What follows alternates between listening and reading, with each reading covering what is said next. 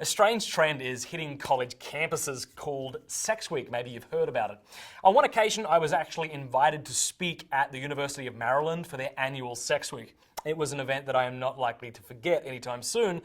I mean, amidst talks like BDSM on a budget and deconstructing gender roles in the family, they somehow accidentally, I think, invited me to speak about pornography. It was pretty fun.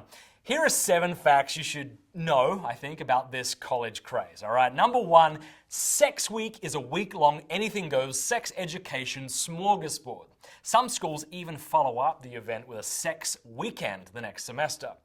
Number 2, these events are happening at more than just a few colleges and universities. Peter Roth, who's the contributing editor at US News and World Report, says these things are ubiquitous, as common as Rush Week and Homecoming.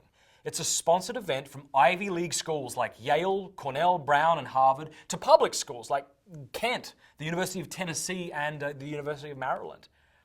Number 3, during a typical sex week, there are a wide variety of odd events. Amidst the lectures about sexual violence and STDs, you can also attend sex toy workshops, drag shows, lectures from porn stars, sadomasochism seminars, sexy beach parties, X-rated film screenings, and even condom fashion shows. Number 4, Sex Week events are paid for by the universities using both general student fees and, in many cases, taxpayers' money. Yep, that's right. Taxpayer money is going to teach students sex tips and how to masturbate. Well, thankfully, some people are beginning to push back. For example, the Tennessee House of Representatives voted 69-17 to adopt a resolution condemning Sex Week at the University of Tennessee. Number 5, sex weeks throughout the nation are billed as sex-positive events. Since these events are big on inclusivity, nothing is taboo. The pervasive message of these week-long events is that no sex is bad sex, Everything goes, unless, of course, you're talking about chastity or the dignity of the human person. Then they're a little skeptical, but that's okay. Number 6, even when these sex weeks speak out against rape and assault, the very events they endorse, ironically, eroticize non-consensual sex. I mean, the guys who are likely to treat women like pieces of meat aren't exactly going to come to a seminar on sexual assault, right? Instead, you'll find them at porn star panel discussions, where they'll hear from men and women who make money sexualizing aggression.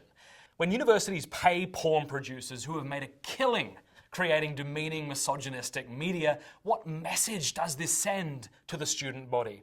I think it's no surprise that 20 to 25% of all women on college campuses will be victims of sexual assault. Number 7, for all the sex positivity of Sex Week, the profound power and goodness of sex, I think, is largely ignored.